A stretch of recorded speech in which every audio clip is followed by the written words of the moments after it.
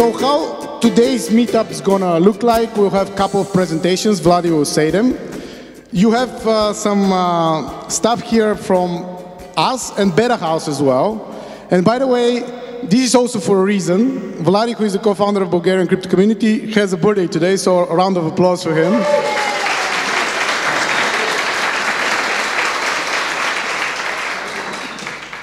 Yeah, so, and also we have a new sponsor now. LaunchCup became our supporter. LaunchCup is one of the most active investors here in Bulgaria, but also in the whole region. And they are actually one of the very first investors, maybe even in Europe, who recognize Bitcoin and the whole blockchain thing is a big thing. They invested in Kashila, a company that was doing processing of Bitcoin transactions in 2014. Then the team became one of the most successful ICOs, for 2015, raised over 240,000 Ether, right? Something like that, which is a lot of money now. Back then it was about, yeah. So it was $10 million back then, but now it's a lot more. So they are very active in the community, they want to help out, they are gathering research on legal issues, so we're kind of having a vibrant ecosystem of how these things will play out. Today also, we start for the first time, every time we'll be telling the most interesting events, which Vladi will speak about what happened in crypto for the last month. We'll be doing that monthly. So this is going to be done by Vladi now, and he'll then present all the speakers. So yeah, enjoy. Okay, hello guys, hello everyone. Can you hear me well? Is this working? Okay. So ever since last time we said that we are going to have a poll in our Facebook group, Sofia Crypto Meetup, which is about which are the 3 most important things that happened in the crypto sphere or blockchain sphere during the past month. And this month is of course the big Bitcoin SegWit activation in Bitcoin and Bitcoin Cash. And you can see the poll here. So it's not 3, it's just 2, but as you can see, overwhelmingly, Bitcoin and Bitcoin Cash are the topic of this month, definitely. And so what are these things? So what's happening? What we have here. So it's SegWit. SegWit is a software update that came up, that got implemented very recently in Bitcoin and has been waited, or like the community has been waiting for this for a long time. So just to give you just brief history, so you know what happened, and when somebody asks you, you know what's happening in with Bitcoin. It was this SegWit was proposed by Peter Yuli, I'm not sure what the name is, during 2015, but it took 2 years and a lot of problems in the community for this thing to get implemented. And it was not implemented in the form of SegWit, it was implemented in the form of SegWit 2X, let's say, in a working group which was led by Jeff Garzik, a very popular Bitcoin developer. It was locked in August 8th, so this month, and then it was activated on August 24th, so just six days ago. This is the block that mined the first SegWit transaction, and it's very interesting because it's btc.com, which is governed or operated by the guy who is very much against SegWit, and he's a big blocker, called Roger Ver. And it primarily solves malleability. It's not directed in increasing block size, it solves malleability, but as an additional improvement, it increases block size. And the next step that everyone is waiting for, or to see what's going to happen, if there are going to be problems and other problems in the scaling debate, so to say, is the move to a hard fork in November 18th. So I think this is going to be the next big issue in the Bitcoin community. Will this fork happen, or what's going to happen? And then very quickly about Bitcoin Cash. What is this? This basically a new Bitcoin or an altcoin, which was forked. It basically separated the Bitcoin network into 2 parts on August 1st. It was supposed to happen only as a defense measure against something called user-activated soft fork. and it's focused on transaction capacity. It increased the Bitcoin block size to 8 megabytes with a hard fork. And it does not include SegWit. What is interesting is that everyone who had Bitcoins on August 1st received the same amount of Bitcoin Cash. And Bitcoin Cash's price currently is about, I don't know, $550 or something like that. So free money, basically free money for everyone who had Bitcoins. And currently there is a faster inflation. A block is found every 2 minutes. And the transactions currently in the Bitcoin Cash system are much cheaper than Bitcoin. But this is most probably because SegWit has not fully been implemented into the Bitcoin system. And then these were the two very quick updates, so you know what's happening, what are the hottest topics in the sphere. What we have done is also we have marked the median price of Bitcoin for each meetup. So you see number 19 here. This is now. You can see how the price has been progressing for the day of the meetup. And I must say that this is very much related to the people who are here, to the number of people who attend. And I'm doing the same thing with the Ether price. You see here there's a small drop there, but more or less still going up. And so what's next? This was my very short update. What we have now is 3 presentations. The first one is by our guest Mariza Monteiro. And she's going to talk about mass adoption of cryptocurrencies. Then we have Joro Penchev, which are going to talk about, like Joro, Penchev, and Ljubo, who are going to talk about Sofia, or how Sofia municipality might implement blockchain technology. And last but not least, going to be in a Neterra data center. They're going to talk about a topic which is related very much to the miners, maybe the miners among you. So I'm just going to give the word now to Mariza. Thank you. This one? Happy birthday to Vlad. Yay, thank you so much. Oh, it's gone.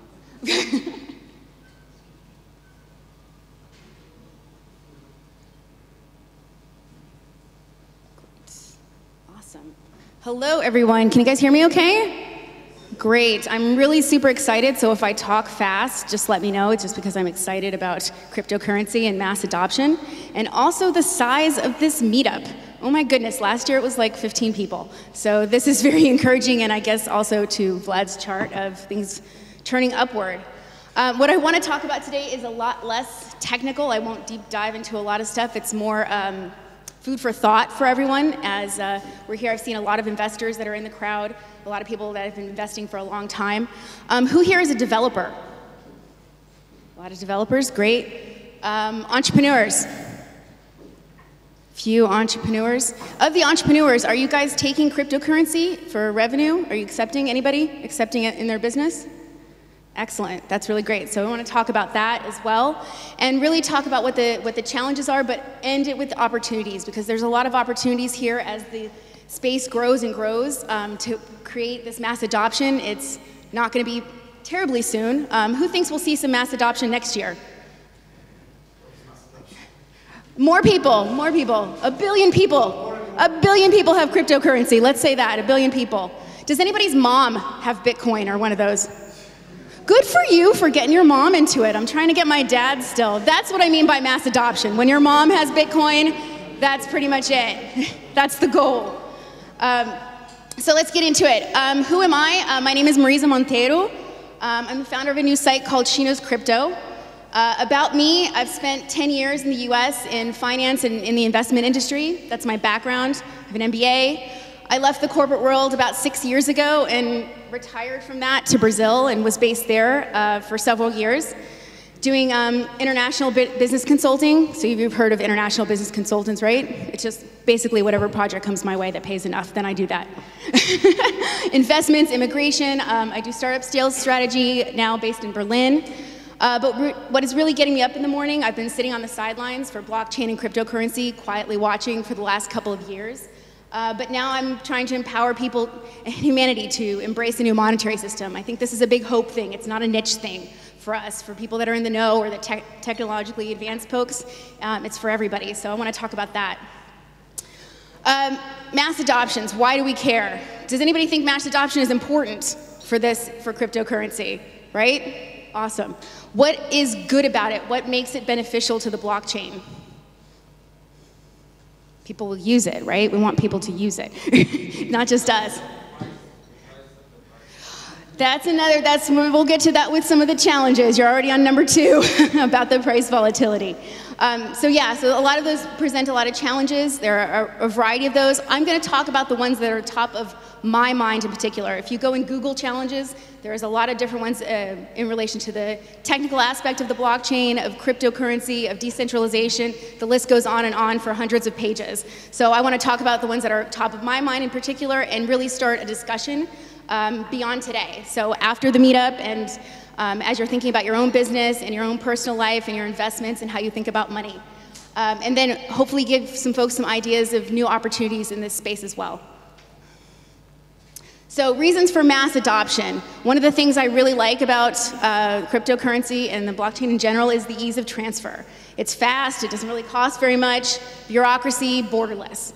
That's absolutely amazing. I think cryptocurrency should be as easy as doing this. Done, transfer done. That's what we should try to get to, that it's simple and easy and maybe not with a piece of paper. That would be the only different thing. The other part that excites me is taxation and regulation.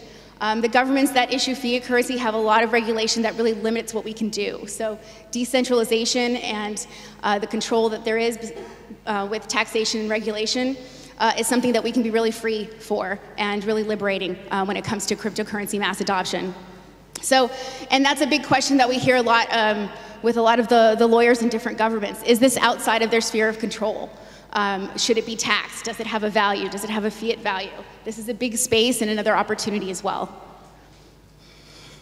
So the top 2 challenges categories I'd like to talk about is trust and confidence and the perception of cryptocurrency. Even the word is crypto. It sounds cryptic. It sounds confusing. So that's very important and relates to education. So some of the challenges with trust and confidence is the price volatility. You mentioned the price going up and down. We're really liking that upside right now. We've seen a lot of dips. And what is really causing that at this point? What's the main reason for the price volatility? Anybody? Regulation? That's FOMO. FOMO, yeah, go ahead.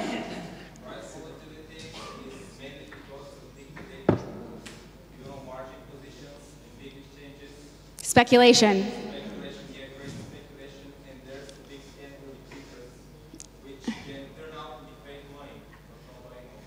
The price volatility is scary for a lot of people. If I show my dad the Bitcoin chart, it's very, very scary. Even the Ether chart.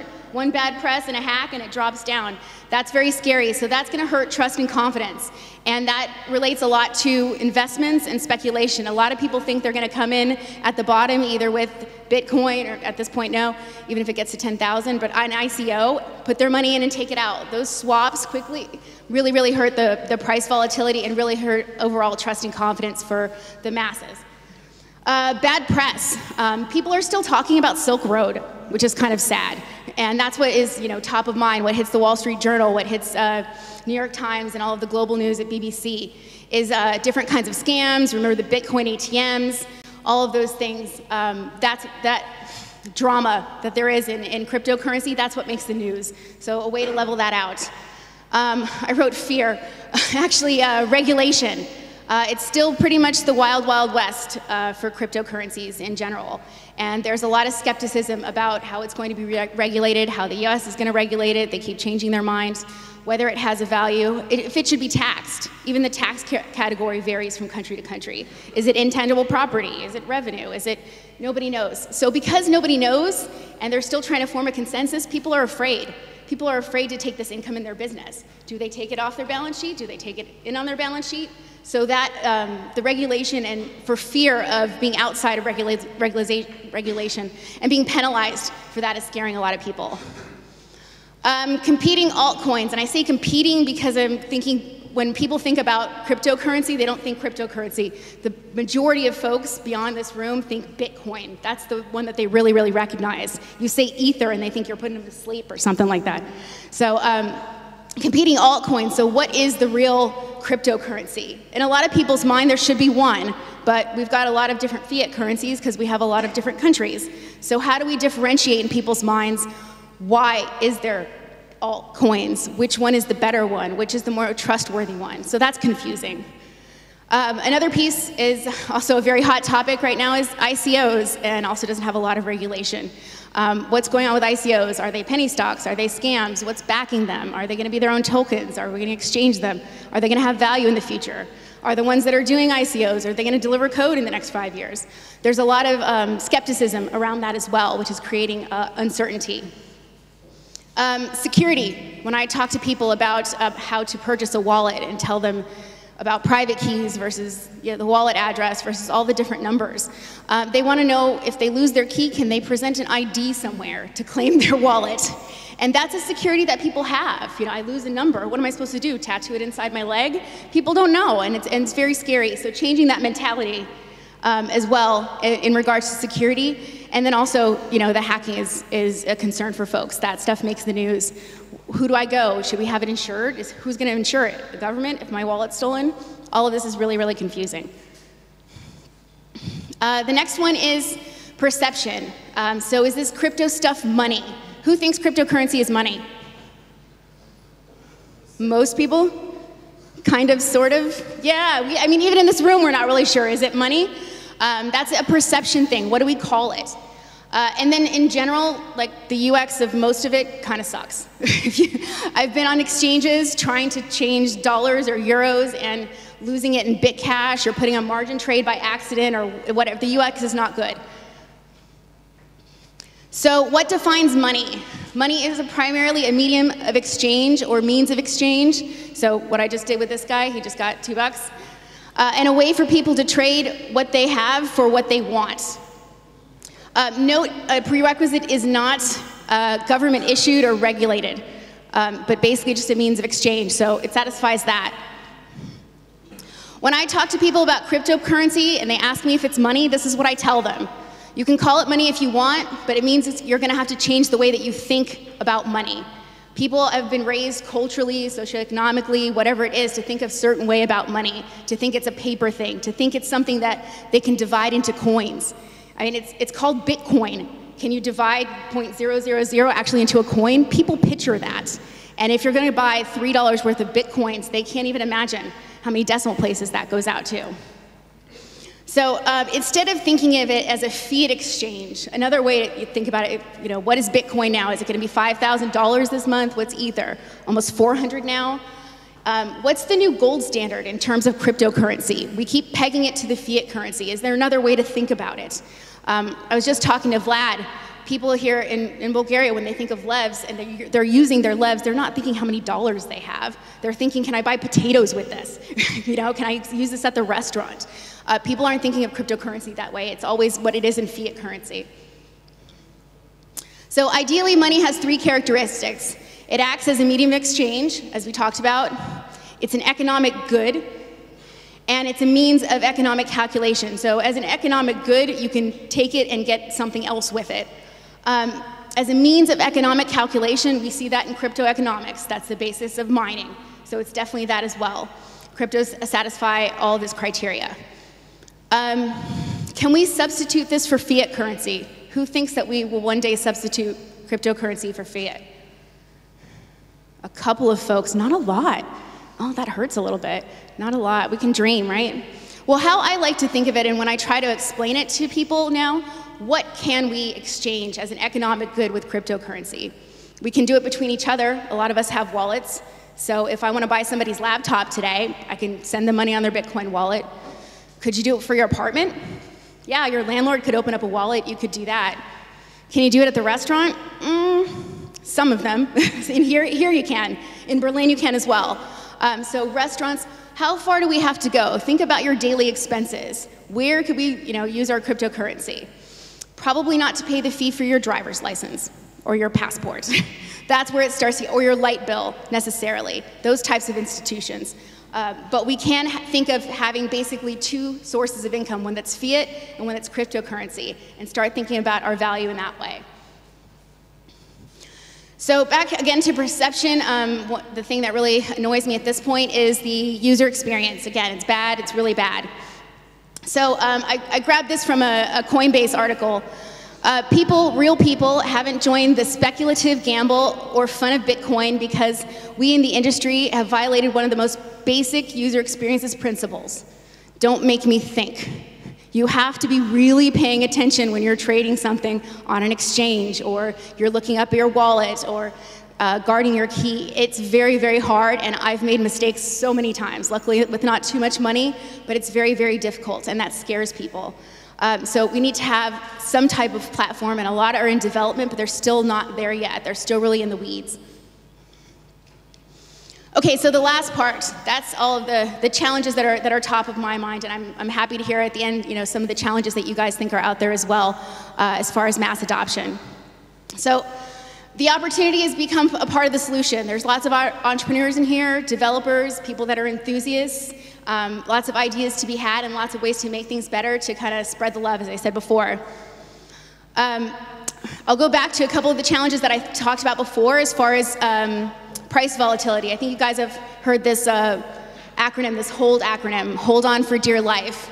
People ask me all the time, should I buy Bitcoin? Should I buy Ether? Which one's the good one? I said, when do you want it back?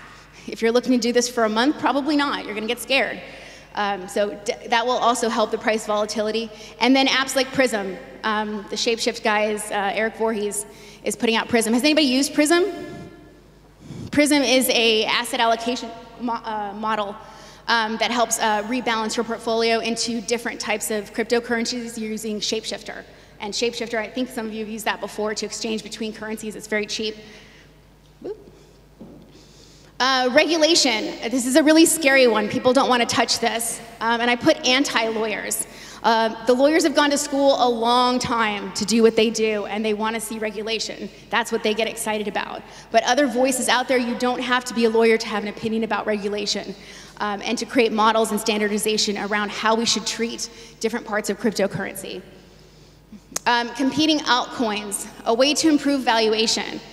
When we talk about blockchain and cryptocurrency technology and how to improve it and how to scale it, we're not talking as much about valuation. What's the new gold standard? How are we going to peg the value to it? Is it always going to be the dollar? What if the dollar drops out? What's that going to do to Bitcoin?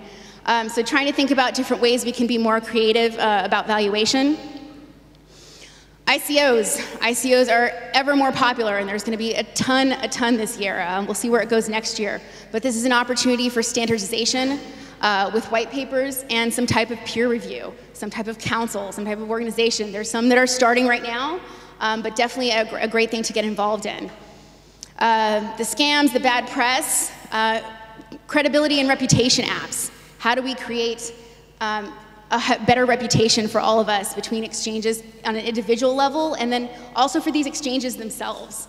I use cex.io. Their Zendesk has been down for 2 months. That's completely unacceptable. So trying to get some credibility and reputation there. And if you're doing good things in this space, publish it. Go on Medium, talk about it. Talk about what the hopes and dreams are for blockchain and cryptocurrency. Security. I talked a little bit about private keys, but also testing. We had, the hack with Ethereum a couple of months ago, just because they, ship too fast. What's a better model for testing? That's definitely a great opportunity for developers. A lot of developers come from a web background. Blockchain's different. It's more, an enterprise type of system where it should be tested because we can't go back. So that's a very good space. And then again, perception goes back to education. How we talk about this. If we can't agree it's all money, even in this room, or what the thing is, it's going to be very hard to do some education. So keep that conversation going, and then also educating people as well, and of course, the UX. So my opportunities, what I'm doing in this space, I'm launching a new site called She Knows Crypto that's going to be purely educational. So for your mom and your dad and your everyday people that keep hearing this Bitcoin thing and what is it, they want to know the risks. I'll be putting up some educational free resources there and writing there. as well as helping with ICOs, some best practices and consulting on white papers and creating business plans for a lot of these companies that think, you know, this is the best way to raise money. Let's get 25 million. How do we do that? How do we put some legs behind it? So I want to try to help there. In the perception I already mentioned, how to open a wallet, how to really receive income and send payments. I'm in the location-independent entrepreneur space for people that travel and work online. We should all be using this. And a very, very small percentage of those people are actually doing that. And then not just investing and speculation. And then the last thing I'm working on is easycrypto.io, which is an app with better UX that you can send Bitcoin to your mom on. So that's it, that's me. Mariza Monteiro, you can connect with me on LinkedIn. That's my email address. And where to find me, I'm, again, location independent, but I'm currently based in Berlin. Thanks very much.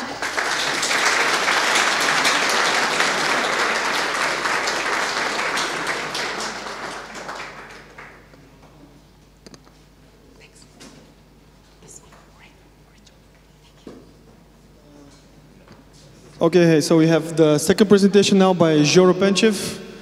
It's going to be about Sofia and blockchain. There we go. Thank you. Okay, guys. Hey, everybody. My name is Joro, obviously. I'm a software guy. I've been doing development, software project management for the past about 15 years. But also, I have devoted a significant time to what you may call civic activism. So I've taken part in many organizations and initiatives that help us build a better society, I hope. One of those you may be familiar with. It was called christov.bio, and we helped develop the national open data portal, which I believe was a huge step forward. But today, I'm going to talk to you about another organization that I'm currently involved with. And this talk, I'm guessing, is going to be unorthodox for these meetings.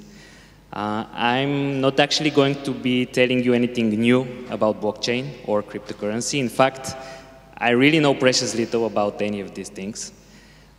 So this talk will tell you how what you guys know about blockchain and cryptocurrencies you can leverage to help drive adoption of these technologies on municipal and governmental level. And I believe that you all share the opinion that this is very important and very beneficial. Okay, here we go. So what is Vision Sofia? Taken at face value, which is probably correct, this is about creating a vision for Sofia. So an idea about where we want this city to go in 20 or 50 years from now, how we want it to look like, how we want it to be lived in, how we want to interact as a community in it, and how we want it to be governed.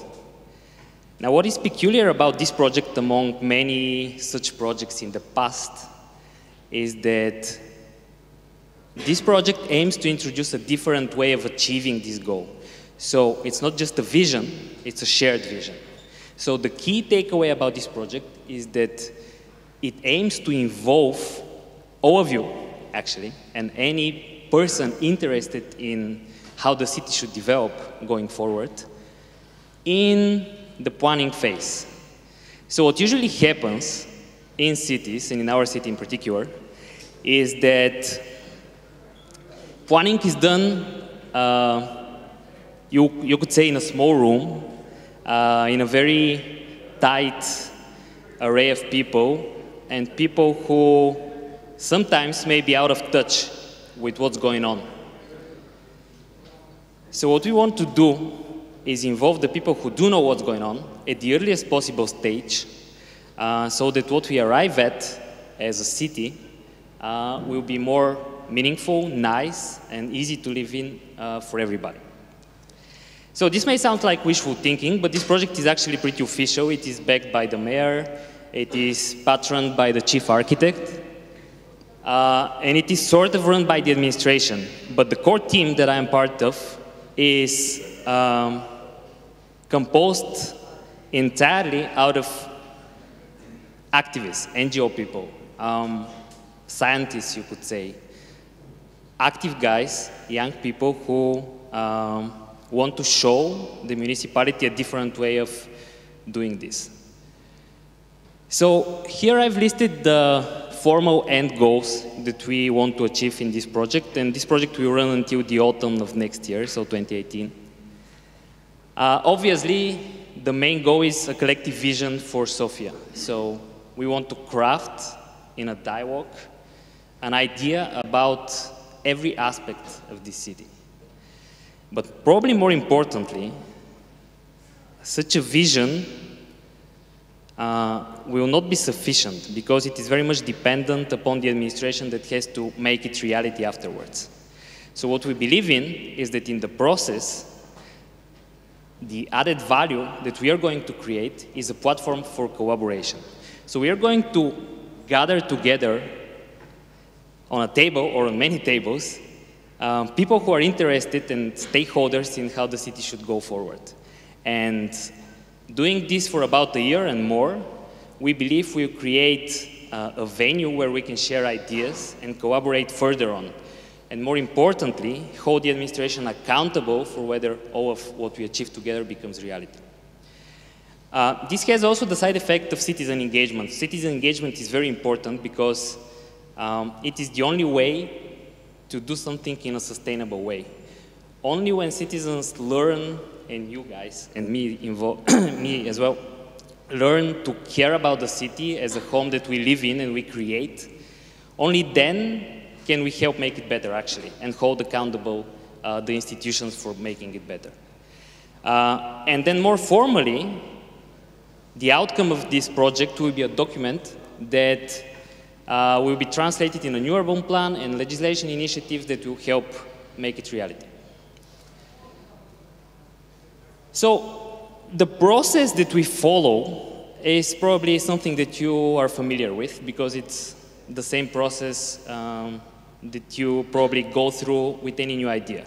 So we want to assess the current situation. For this purpose, we are hiring some experts in particular aspects of the city administration that will assess, summarize, and be prepared to tell about what's currently going on and what's being planned on city level. Because most of us don't know, like you don't know, I don't know.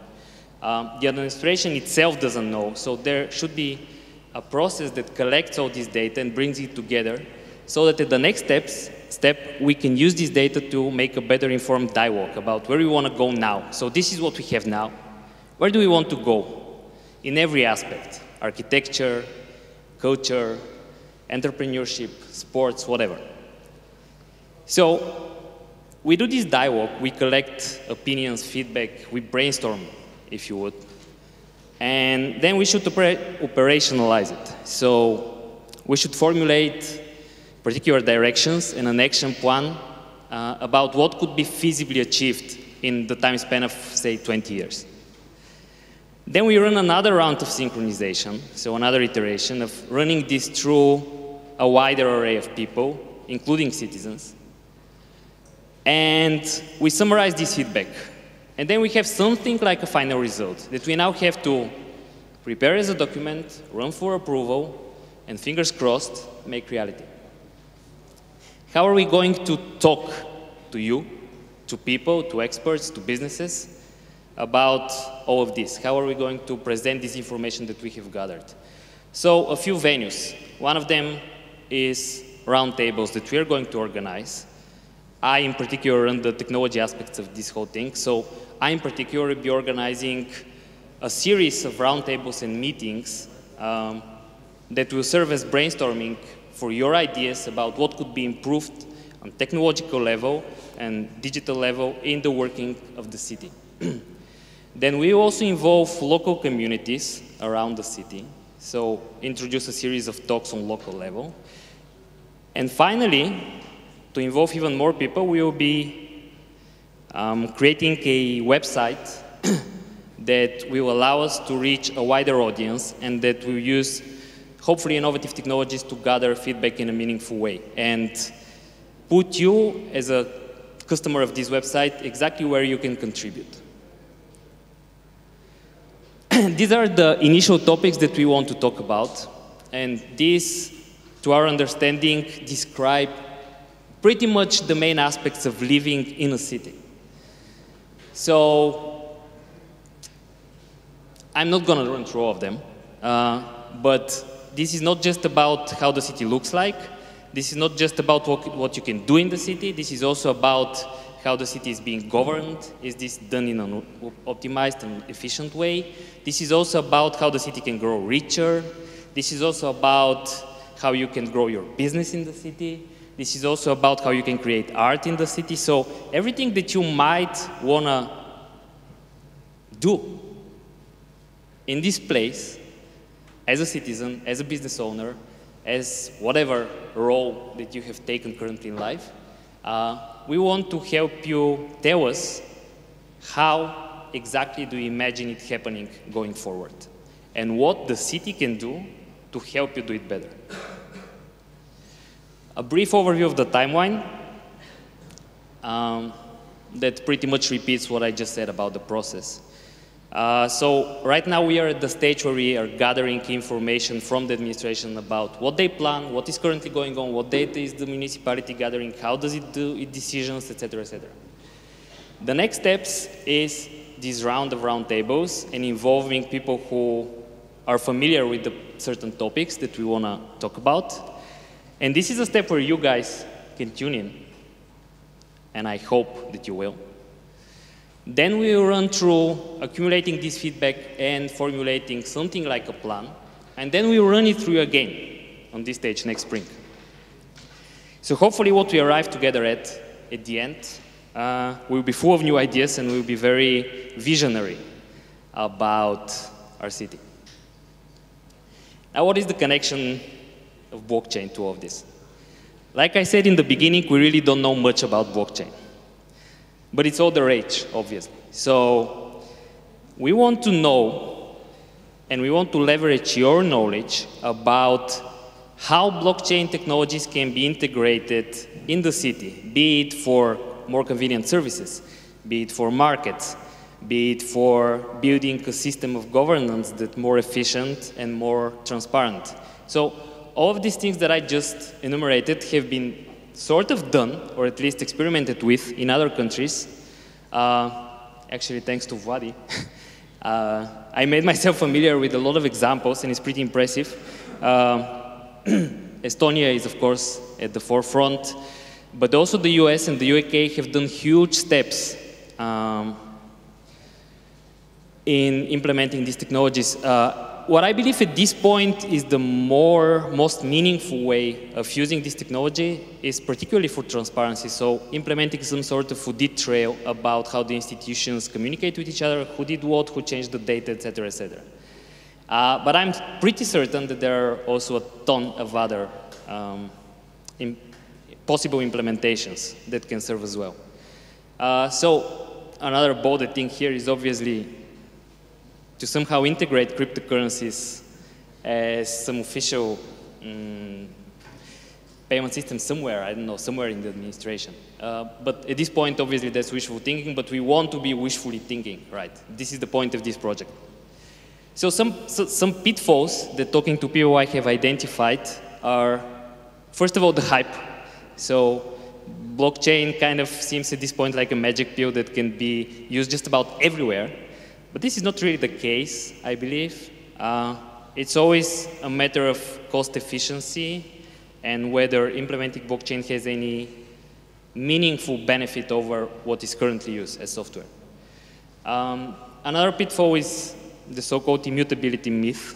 So there's a lot of talk about using blockchain technologies, particularly in sensitive areas like voting, e-identity, etc., etc. So my understanding, shallow as it may be, is that if not done properly, this is sort of dangerous. So state-level actors, for example, can still change data and affect the audit trail. So these are some things that we would be very grateful to you to teach us about and to help us generate ideas about where we can go with blockchain. Obviously, a certain way that most of these countries have implemented is a small pilot project at some point that can that is a permission blockchain, private, and that can just attempt to use this technology in a safer environment. So these bullets here are the recommendations of something called the Illinois Blockchain Initiative. Illinois is a state in the US that's pretty innovative in this stuff. They have this agency that is driving this forward, and they have this action plan that I actually find pretty meaningful. So begin research and accumulate knowledge, identify potential use cases, which is what we want to do together with you. Develop some sort of strategy, create stakeholder groups, possibly that we interact with the administration, and start working. Okay, before we are done, I also want to invite Ljubo, who is the lead of our project, to tell you a few words about his experience with the administration and how this all can work. Thanks. Thank you.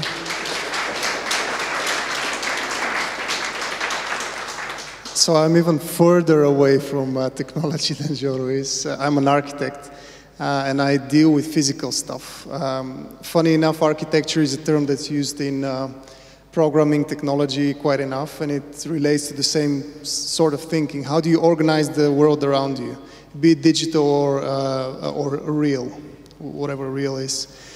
I've been always on the outside of the, let's say, administration and the official stuff. I've been always on the kind of, let's do some experimental things, let's work on the NGO side. I've been friends with most of the NGO people around Bulgaria and other places. I've lived half my life abroad, and I've always been trying to kind of move things to improve and to make them different.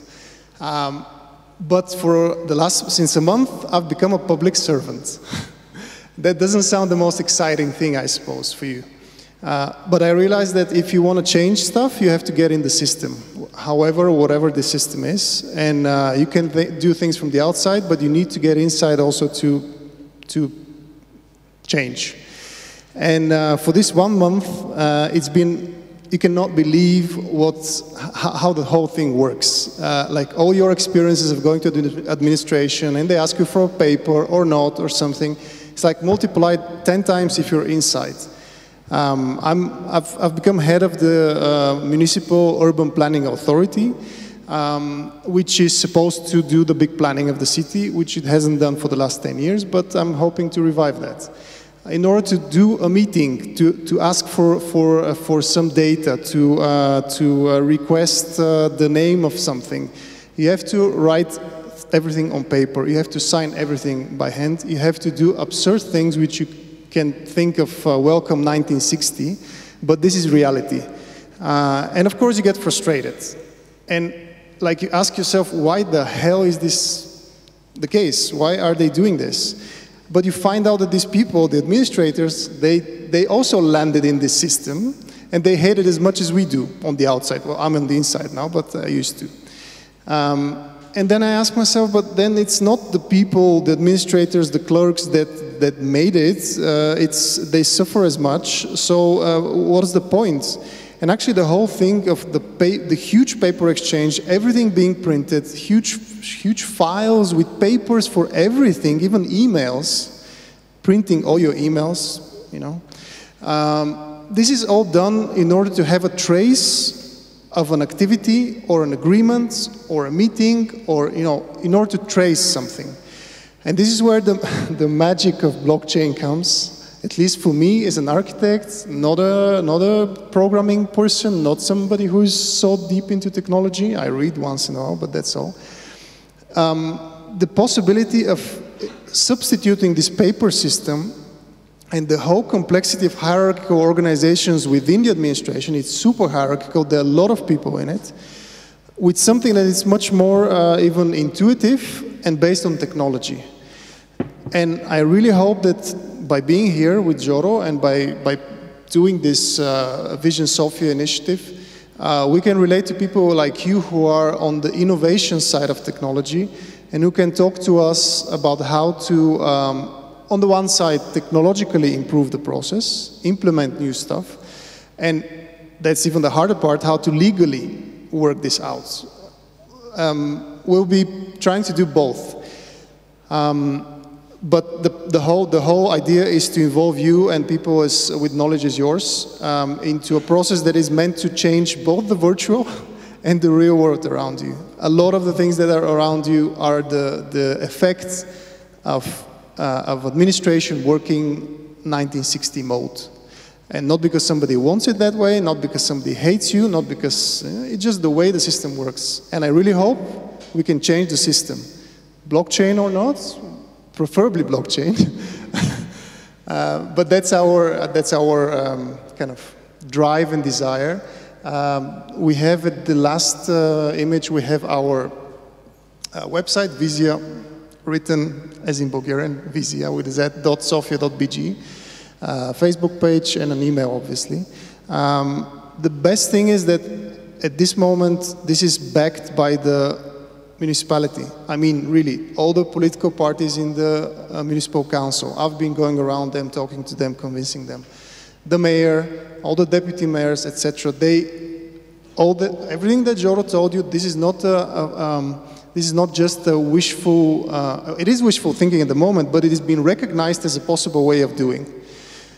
So I take this as a chance, and I hope that you take it as a chance as well, because they have, let's say, opened the door. And it depends on us what we do with that opening and with whatever is behind the door. Thank you for listening to us.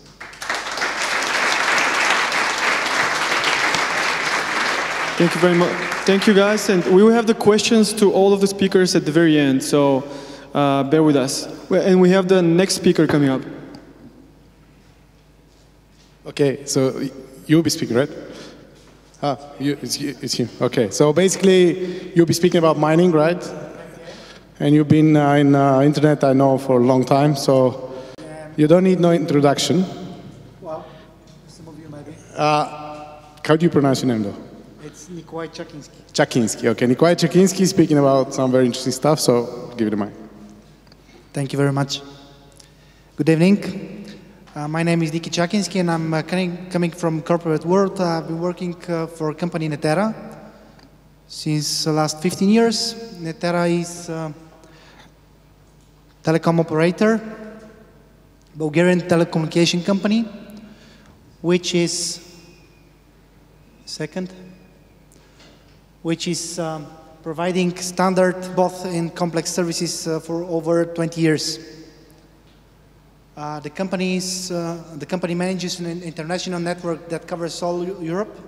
We have more than 50 points of presence, starting from Bulgaria, of course, all the main cities in Bulgaria, most of the main cities on the Balkans, Eastern Europe, starting from Greece, Macedonia, Albania, Croatia, and so on, continuing to Central and West Europe. We have points of presence in London, in Frankfurt, the Netherlands, and so on and so on. So I'm here to present the idea for mining data center. It's one of our biggest projects this year. Talking about data centers, it's business we've been developing since last 13 years, starting back in 24. With our first facility in Sofia. Currently, Sofia Data Center is the first carrier-neutral data center in Bulgaria. It's our biggest facility here. What we do, briefly, we keep your business online. We provide co-location as a main focus, as well internet access, private networks, DDoS protection, TV channel broadcasting, and lots of TV services like TV uplink channel acquisition and TV distribution. We have as well IPTV platform, GPS fleet management, and so on. So I'll give you an idea why to choose data center for co-locating your services. Mainly, it's because of economies of scale and because of security. You know, when you use data center to collocate your servers and your equipment, usually you save on purchasing, You can rely on dedicated professional staff. You can rely on it 24/7, of course. You can share the resources and you can save on capex. In terms of, you don't need to invest initially in building, ACU units, power distribution units, and ODs. In addition, you can rely on 24-hour access to your colocation equipment. And there's, of course, 24/7 security and video surveillance there in our data center facilities. As well, what we have is firewalls and DDoS protection, which is main issue last days. Recently, we've been receiving lots of inquiries from customers to collocate their rigs, their equipment for mining, and that's why we've decided to develop this project. What we see here is the technical overview of what we will have collocating your equipment in our data center for mining. Initially, the building is especially constructed for mining data center. This is directly connected with the power efficiency. As far you design your data center to be mainly for mining equipment, you can rely on very power efficient design and low PUE, which is power usage effectiveness, of course. What we have next, we can provide 2 independent power feeds, meaning that if one of your power feeds fails, you can rely on second one. You will have 24/7 free cooling, meaning that you're not only going to have a very efficient system during the winter, as most of the competitors have, but you can rely on this free cooling all year round, which makes the system very efficient and low cost. Which is the answer why, one of the answers why we can provide lower cost of electricity. And the ones of you who are miners, are there any miners here in the room? Okay. I would say a lot. You know that there are 2 main things when you talk about data center for mining, and these things are low cost of electricity and efficient system for cooling. We can provide both, of course. What we have in our data center, of course, is internet, fire detection, and I will make your attention to 24/7 man security. These are going to be armed guards, very important issue. And what we are going to provide as a temperature inside the building, in the data center, is 30 degrees Celsius, plus minus 5 degrees. So I would answer all the questions you might have after on. Thank you for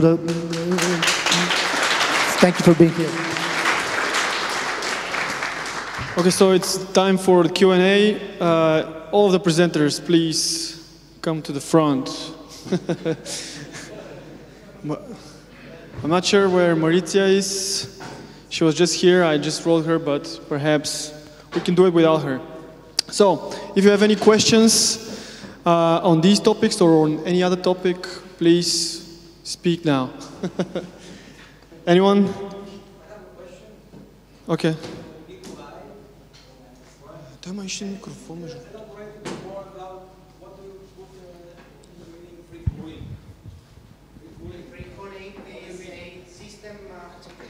Pass it around after that. In general, there are 2 types of free cooling. Can you hear me? Yes. Good. In general, there are two types of free cooling. First system relies on air, fresh air, meaning that you use cold air when it's possible. Usually, this is when outside temperatures are 12 degrees or lower. And the second system, which we can call free cooling systems, rely on water, meaning that you cool your data center with water. That's Is that interesting. answer on your question? Well, not exactly, because most of the money goes to the cooling systems in the data centers. Correct. And during mining, the heat is very intensive. Yes. And as far as I know, I'm aware about this mining thing. The big data centers, they spend most of the money to cooling. And also, of course, processor power, of course. So when you say free cooling, I'm just wondering, what do you charge? It's not free because you don't pay for it. Well, it's free because you get cold air or you use cold water, for example. There are but there's no solutions. cold air in Sofia now. Well, I fully do not agree with you. It's okay, Sorry. fine. I can show you some... too much details now, okay. Yeah. Someone else. If you like, we can discuss later on. I'll and definitely visit. Share some information in addition with you.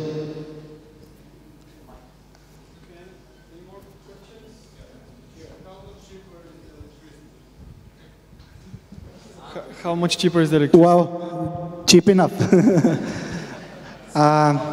To give you an idea, okay, I would like to talk in person with every one of you who is who wants to exchange details and detailed pricing and so on. But I will give an idea about pricing.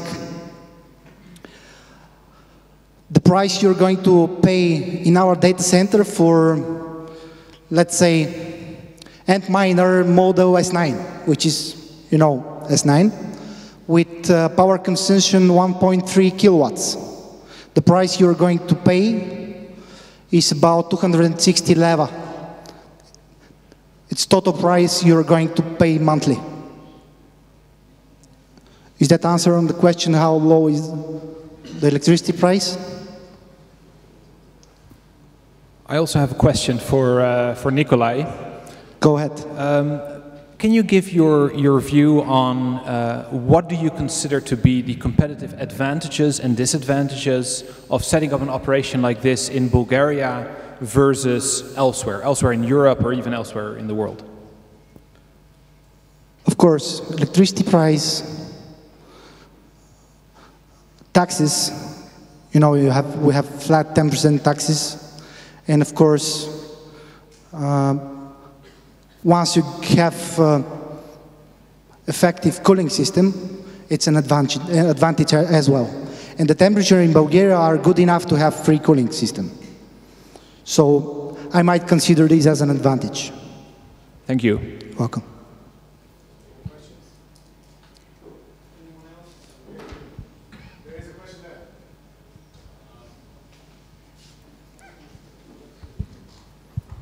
Nikolay, because you mentioned Antminers, I was wondering, have you already ordered some from Bitmain? Because, I mean, it's really hard to get your hands on mining equipment these days. So you might build your big farm, but what are you going to put inside of it? Well, let me state it clearly, we do not invest in mining. What we do is providing co-location services, meaning that we collocate customers' equipment in our premises. We have nothing to do with Bitmines or any other vendors, let's say. Okay, that makes sense. Thank you. No, it's about 150 kilometers from Sofia, 1.5 hour driving distance. Yes? Have you run it on? Is it active already? Or It will be very soon. Yes. We are working on it. It's an ongoing project. Yes. Will you please excuse me? I would meet every one of you who wants to receive some more information so that I can give time to my colleagues. More questions to any of the other projects and speakers we have? Or other questions? What you're interested in? I keep getting business questions. So no more questions to the speakers, right? There is one there. Okay. Two. I'd like to ask Mariza a question. Hello. My name is Bojan, and you spoke about user experience and the use of cryptocurrencies. What do you think are the biggest challenges related to user experience, but not only when we're talking about exchanges, but also to the other, also when we're talking about payments, integration, and services like this? So first disclaimer, I am not a UX designer. I'm a UX frustrated person. And I like things to be easy. Well, beyond the exchanges, there isn't really a very easy platform. There's a lot of ideas out there and a lot of different apps in development. There's one called the Cryptonator. Has anybody heard of the Cryptonator? It was going around the Twitters. And basically is a app that's in development that's a payment system that just works on your phone. You scan a QR code and you can shop on Amazon. So basically online shopping with an app that's on your phone and be able to pay Amazon and whatever. It's connected to 4 different apps, Shapeshifter and like 3 others. And it was reviewed by a UX designer, and the review of each of the screens was 194 pages because there's just so many friction points. We're trying to connect too many things. So what we're seeing right now with all the different levels between the blockchain and the apps make the blockchain faster, the exchanges, there's too many layers, and that causes a lot of friction points for people, and they get frustrated. People are lazy. Like I said, they want it to be easier. So the biggest challenge is how do we take out those friction points? From my perspective, the exchanges is a difficult one. What I'm thinking with Easy Crypto is after the phase that you have a wallet. So you wouldn't go into it and actually load it with dollars or euros or whatever. It would be after I already have my wallet, here's the address, it already has money in it. Once you start to go from fiat to crypto, it invokes a lot of regulation. You guys have all signed up for one of the exchanges. You got to take a picture with your ID. That's already stopping people from mass adoption. So if we can get a better exchange that just does fiat to crypto and then have another platform until we have some kind of consolidation to be able to make those payments and make those purchases more seamless and not have to have friction points. So I would say the biggest challenge is all the friction points that we have trying to integrate a bunch of apps. We have apps aggregating apps that are aggregating apps, and people don't have patience for that. So how do we consolidate those layers? I really don't know. I'd love to find out. Thank you.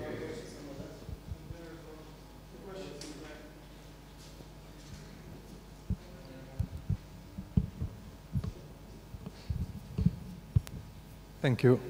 One question about the recent adoption of Segwit and basically the arguments put both by supporters and people who oppose this, let's say, innovation. How do you feel about this, and do you think that some, let's say, corporate interests may infiltrate in Bitcoin, which is currently open source project, let's say, and to at some point shift the idea to more corporate style of organization, let's say. I heard Segwit.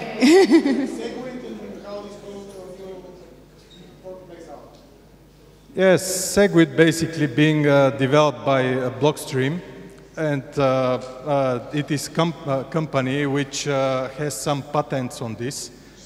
How do you see this? Do you see, let's say, some danger about Bitcoin, and compared to the other approach to the problem, with where Bitcoin Cash just increased the block size? Do you talked about Segwit. Well, nobody knows actually what's going to happen. If you look at Bitcoin, there's somebody behind it. If you look at Bitcoin Cash, there's somebody behind it. So when we are talking about decentralized systems, I think people have a bit like a different idea of what decentralized is. I think currently the status is if you compare Bitcoin to other payment processors, is that other payment processors are just one point, one company. And in Bitcoin, there are at least a couple of companies that are behind it, because and also different interests, because it's miners, which are a couple of companies. Then we have also developers, a couple of companies, and it's more decentralized, but it's not perfect decentralization. There is currently no perfect system. Bitcoin is not perfect. Bitcoin Cash is maybe even less perfect or more perfect, depending on how you see things. But, I mean, everything is possible in Bitcoin. Nonetheless, it's open source, so I believe that if some new additions are done into the Bitcoin, not Bitcoin Cash, but the Bitcoin, these are visible to everyone, and I'm sure the community of people who are watching what's happening in the sphere will definitely have something to say if they see some kind of infiltration. And that is something very good about Bitcoin, that is very open, and any manipulation of any kind can be detected. So if we have something problematic that is happening, we are going to learn about it. We have now two factions, each one shouting at the other one that they are ruining Bitcoin. Who is right? Only time will tell. That's my actually answer on this. And one, okay, she has. I think it gets to a bigger question of the decision-making process, because we have a very centralized and then kind of decentralized, as you said, two different groups. So whether it's SegWit or whether to fork or not to fork, or when to in 3 months or not, why, all the people in this room should not be worried about that. How are we making decisions as far as the governance of all of these different coins is a big topic for the future, and how we do that. Do we sit and argue at conferences? I really don't know. And then we have, again, another trust issue. Is this the right thing, and how do we make those decisions? So I think that's a bigger issue that needs to be looked at. How do we decentralize, and how do we be able to aggregate those decisions instead of just bitching about it on Reddit or something like that? Thank you. The guy who is looking at the phone. Yeah. Hello. How the hell did you convince your mother to use Bitcoin? Yeah. Oh, my father's not using Bitcoin. He thinks he's not. So you kind of have to trick him into it. Tell them the good news afterwards, like, oh, look, you gave me 1,000, here's 3,000 back, have a nice day. But yeah, I guess what I would say to that, and what I don't do, is try to explain the blockchain. I don't just try to explain decentralization, the ledger process, the nodes, that's all in the weeds. And when you think about it, does my father really understand how the dollar works? Does he know what quantitative easing is? No. What the centralized bank does, what the reserve does, all of that underneath that piece of paper, he doesn't understand. So as far as mass adoption, once we keep going down to the weeds with people, you're going to lose them. They don't want to hear that about fiat currency. So let's stop telling them about that, and make the conversation at a much higher level, and in the trust factor. Don't tell your mom or dad about the different nodes and mining and all of that stuff, forking. Don't tell them anything about that, because that's not going to help mass adoption. So I would say, keep it very basic, and use the trust factor, and show them it's going to be time that's going to happen. So it's just going to take time. Thanks.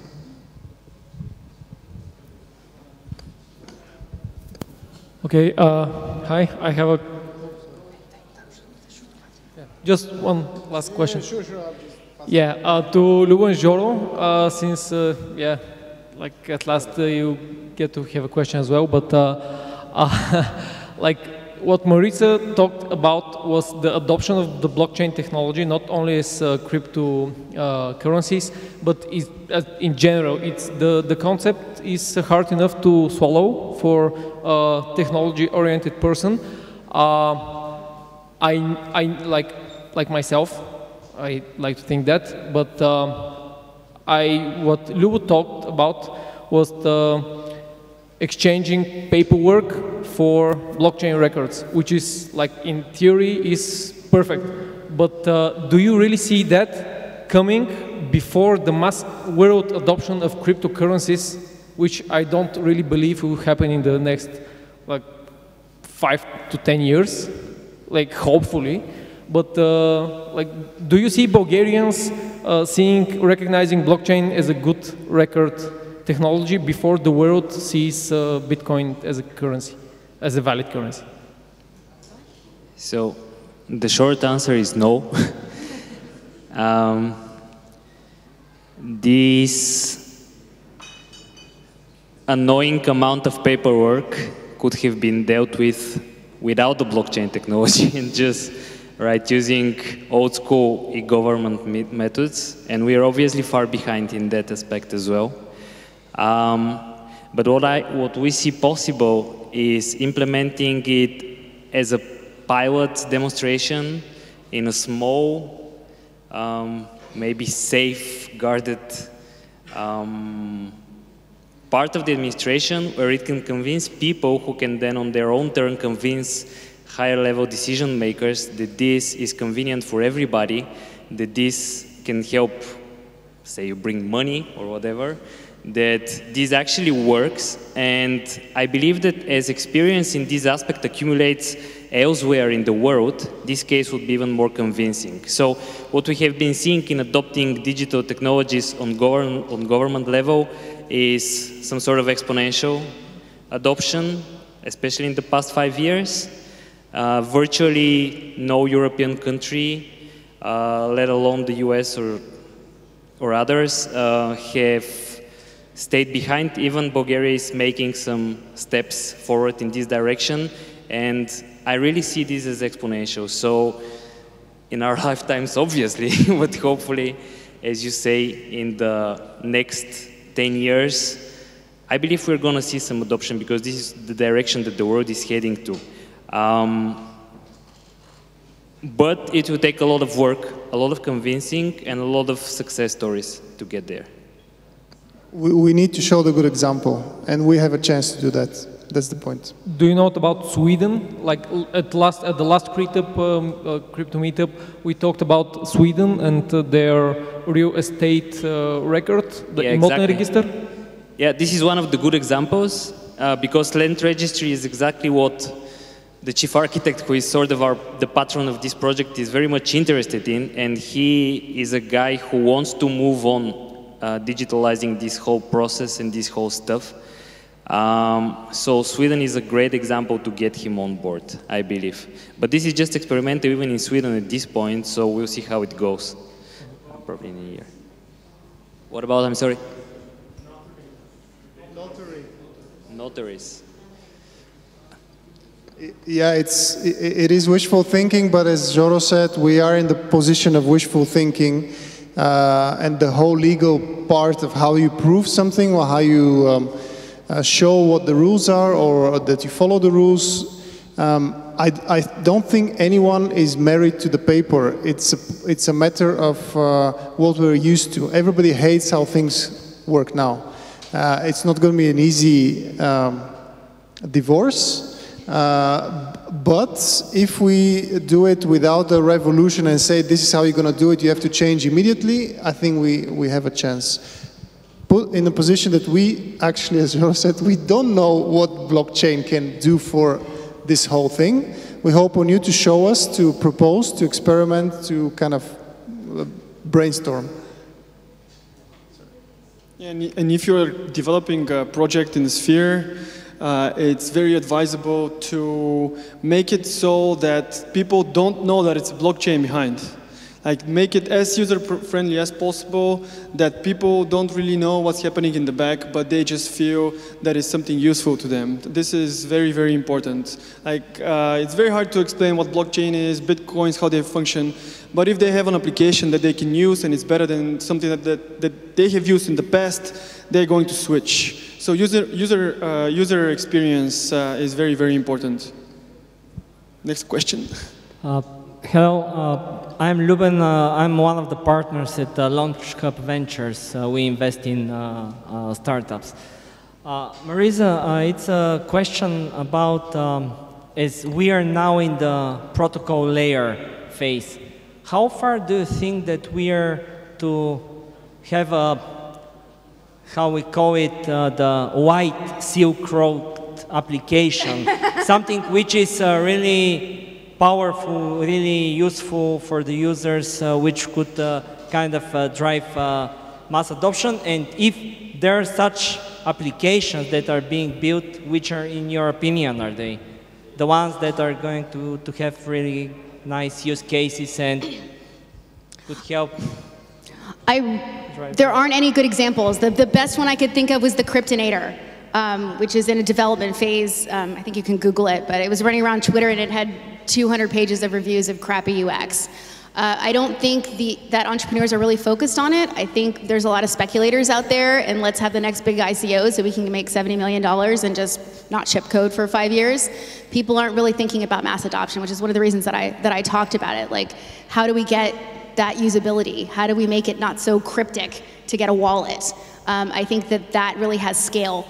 So while people are trying to hit really hard in speculation and dump a bunch of money in whatever it might be, casting a wider net, like Peter Diamandis, the billion-person problem. That's what we're talking about with blockchain. We're talking about the billion-person problem. It's going to take a lot of time. It's going to take a lot of resource, a lot of testing, a lot of patience. There's not a lot of money up front. There's a lot of money up front with speculation right now. So that's distracting a lot of attention. So the best answer I have for you is it's a wide open space to really try to get that right for your mom and dad. And that's what will work. Absolutely.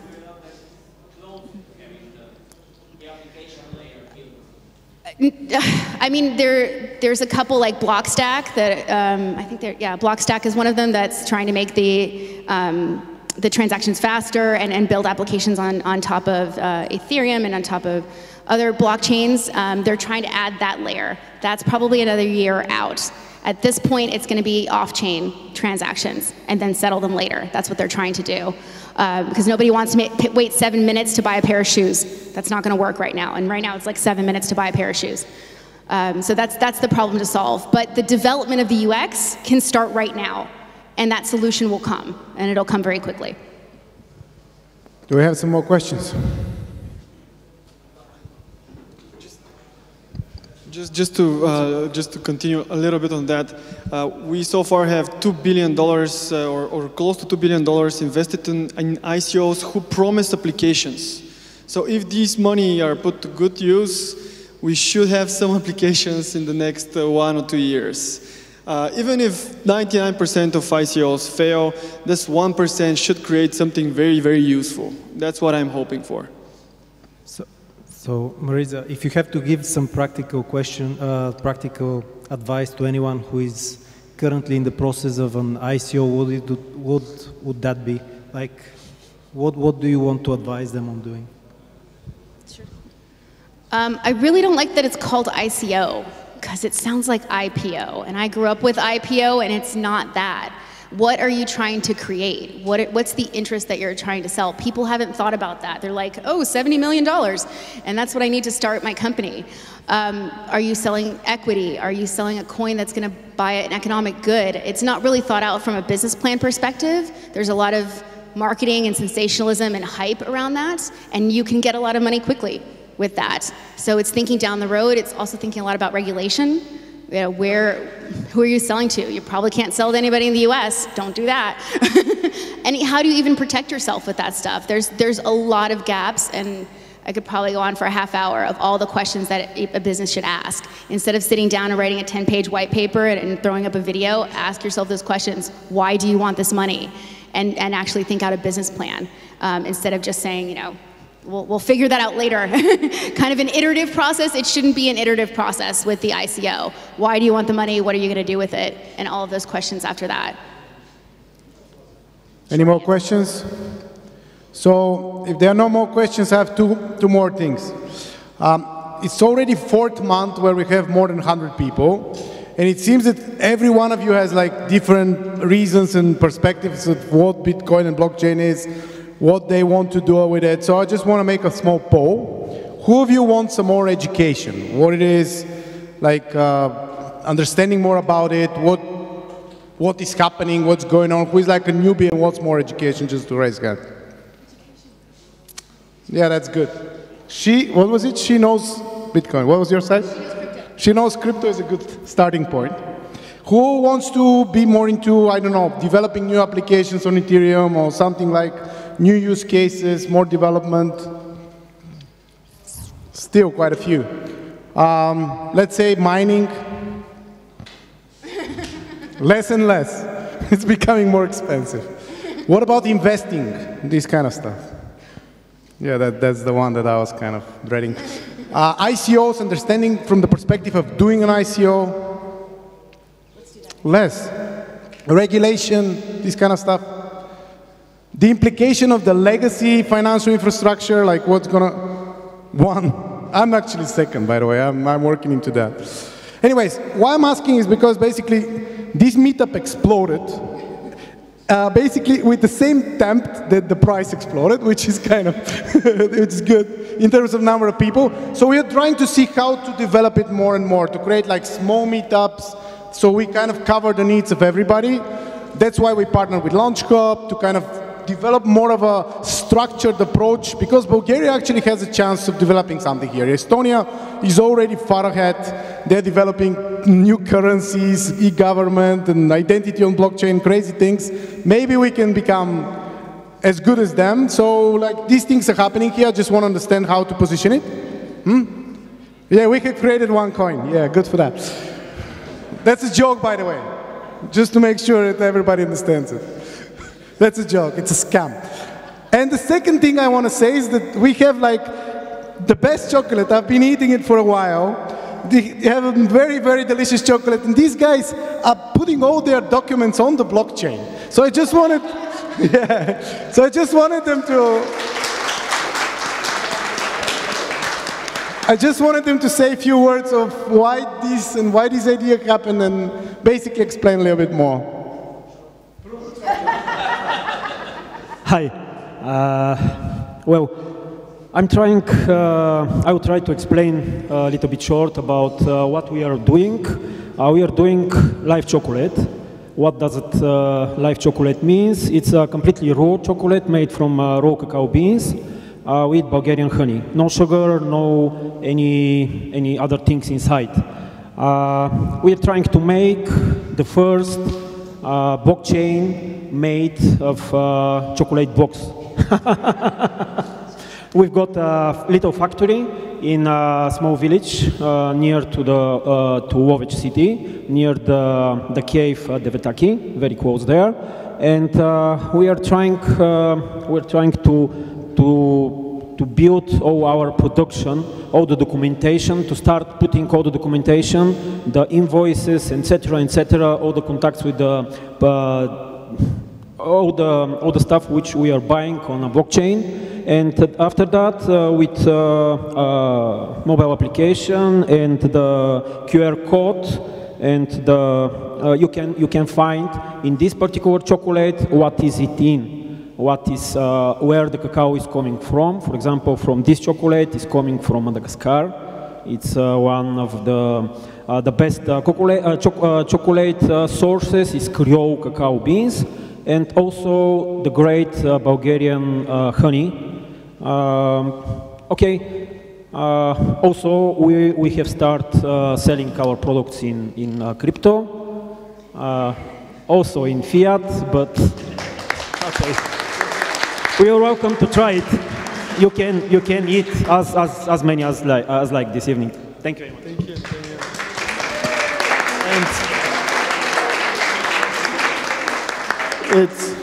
And the chocolate is here. It's great. And thank you all for coming, and hope to see you next time.